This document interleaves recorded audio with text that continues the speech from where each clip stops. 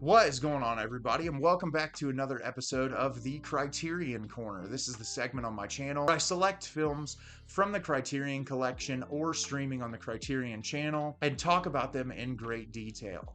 And the film I'm going to be talking about with you today is in the Criterion collection physically.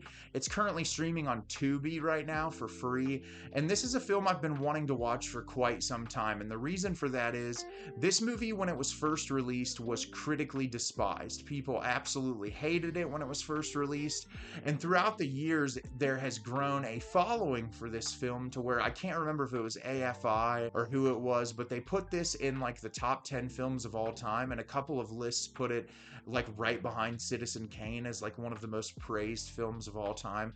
And so whenever there are movies like that, I always really want to watch it. And knowing that this was a film about a murderer guising himself as a minister, it felt very ominous and uncomfortable, and I really wanted to watch it because a film made in the 50s about that subject matter, just really interested to see how it would be conveyed. And the movie I want to be talking about with you today is The Night of the Hunter. The Night of the Hunter is directed by Charles Laughton. In the Deep South, a serial killing preacher hunts two young children who know the whereabouts of a stash of money. So, as I said, this movie has been critically praised for years and years, up there with Citizen Kane, which is not the best movie of all time, but a movie that I really love a lot and really appreciate. So any movie that is put up in that type of a category, I have to watch it. And I thought this movie was terrible. I actually hated this movie and felt like I wasted my time watching it. And that's incredibly unfortunate because I love being a part of the conversation when a movie is critically praised and beloved and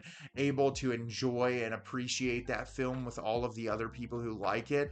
But I am genuinely baffled as to what people see in this movie. I have watched thousands of movies in my life, and this just isn't up there with any of them. I outside of the cinematography in this movie, there's nothing for me to praise about this, and I'll go into detail about it when I tell you about the film as a whole. So at the beginning of the film, we're introduced to Harry Powell, played by Robert Mitchum, who is this guy who disguises himself as a minister, and he goes around preaching town to town and talking about all the horrors of the world and all this, but he's also a serial killer. And so there's the hypocrisy there in how you present yourself versus how you actually are, which early on in the film was really interesting to me. And he's traveling from town to town, and eventually he gets caught because he stole a car, not for a murder, and he gets put in jail. Well, then we cut to this group of children and their father and mother, and the father has just stolen a bunch of money, $10,000. He hides it when he gets back to the house, tells his kids where the money is hidden.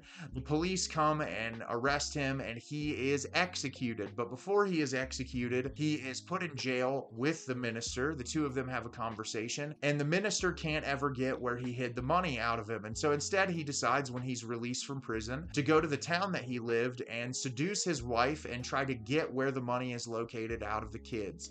And so the entire film is the son of the two kids tries to keep the money away from the minister while he does everything in his power to try to find the money on this property. So as I said, I hated this movie. I honestly don't have a lot of good things to say about it. The one positive thing I can say about this movie is the cinematography is outstanding.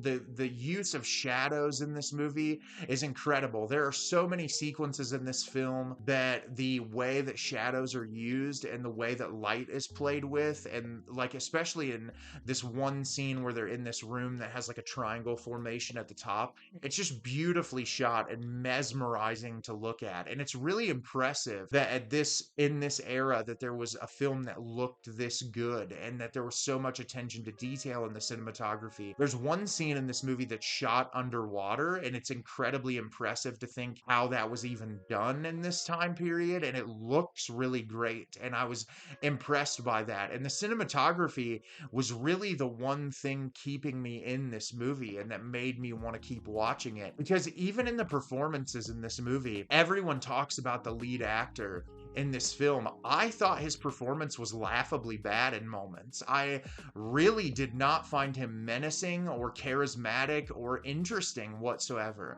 When I think about some of the best villains of all time and some of the greatest movie villains, I think about like how they can be charismatic and charming, but how they're also just downright despicable and evil. And there was never a moment in this movie where I felt any sort of fear from him outside of the cinematography cinematography where they would play with shadows to where his outline would just be approaching the children or something. Like most of the movie, his performance is flat. I didn't think that his dialogue delivery was very good. The movies from this era are very stage play-y. I feel like everyone that was trying out for Hollywood films in this time was bred for the theater, and so there's a specific way dialogue is read, and I'm okay with that in movies from this era, but there's something about this subject matter that type of performance doesn't work for this type of a movie. The child actors in this are horrible. I could not stand them, and I understand they're child actors, so there's only so much that they can do in the movies, but I could not stand these kids. Their performances were terrible.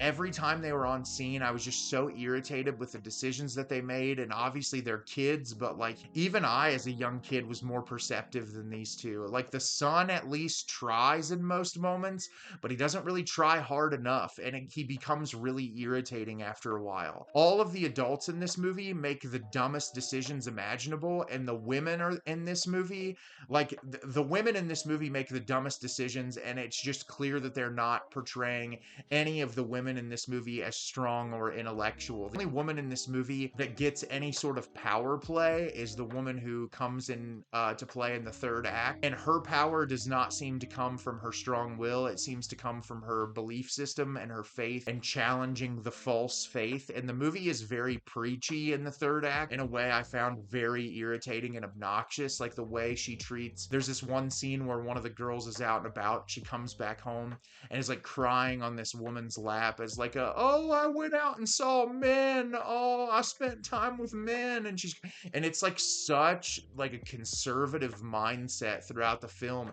and this movie feels dated. And when you watch movies from this era, of course they're gonna feel dated because they were set in a different time period, but there are so many movies set in this time period that feel like timeless classics. I was thinking recently about the film It Happened One Night from director Frank Capra, which is a romantic comedy that stands the test of time as one of the greatest romantic comedies of all time, and I would feel like even if that was made today, it would still resonate the same way, despite the different cars they drive and the different outfits that they wear. There's something about the dialogue and the connection between characters that stands the test of time. Or even if you look at something like Citizen Kane, the attention to detail and the makeup, the dialogue, the way that it's constructed, that movie translates. I think of one of my favorite movies of all time, Carnival of Souls, from director Herc Harvey, that despite that movie being shot in the 60s, there's something about it that just translates to now perfectly. The dialogue resonates with me now, everything about it. This movie, the mentality and the ideology of the film feels so dated in a way that is not it's not relatable, it's not interesting whatsoever, and that pulled me out of the film as well. And I've seen a lot of people that have given this film 5 stars talk about the thing that makes it so great is it a horror movie? Is it a fantasy movie? Is it this? Is it that? The problem for me is it has no idea what it wants to be, and even if it did want to juggle all of those things, it has no idea how to do it. I was thinking about a film I rewatched last year, the year before, The Lady in White, which is a phenomenal movie that is very fantasy mixed with horror, and it has these young kids at the forefront, and they have moments that are truly joyous and fun and hilarious, and they also have really dark and menacing moments that when it becomes dark and menacing, it switches on a dime like this, and you as a viewer are able to go from that lighthearted period to a really dark moment with relative ease, and I appreciate movies that can do that. This film just feels like it wanted to be 20 different things and had no idea how to be all of them at the same time, so that when it would jump to the dark, menacing moments, there was nothing dark about it other than the cinematography and the way that it was presented. Like, I did not feel scared for these children or for that woman or for anyone involved in this, and the campy humor that they try to incorporate falls flat almost any time someone tries to tell a joke. And most of this film, I was just miserable. I was just waiting for it to end. There was nothing about it keeping my attention. It was the same dialogue of the minister going to the kids and saying, "Where's the money? money? Where's the money? Over and over and over again. And I mean, I guess if you want to watch a really repetitive film that has some nice cinematography to look at, you can enjoy this. But I am really hard pressed to find anyone that would say that like this movie is captivating or that there's something that you pull away from this film other than just experiencing it. And I thought the third act was just underwhelming and awful. Like as soon as the kids left their home and went to stay with that woman, I became completely uninterested in the movie. I thought that it was poorly written, the sequences and the way that they lined up. The kids didn't really wear the heartbreak of the situation that they had been through very well. Like you didn't really feel any of their emotional damage. And yeah, this is a movie that I'll never watch again. I really just don't see any redeeming value in it. I was irritated through most of it, and I understand why initial critics for this movie hated it. So have you seen Night of the Hunter? Do you love it? Do you hate it? Leave me a comment down below and let me know what you thought. I thought this movie was awful, and I will never watch it again. As always, if you can like the video and subscribe to the channel, helps me out a lot and lets me know the type of content you're looking for. I'm always putting out new material and look forward to getting more out for you in the near future. And as always, everyone, thank you so much for watching and have a great rest of your day.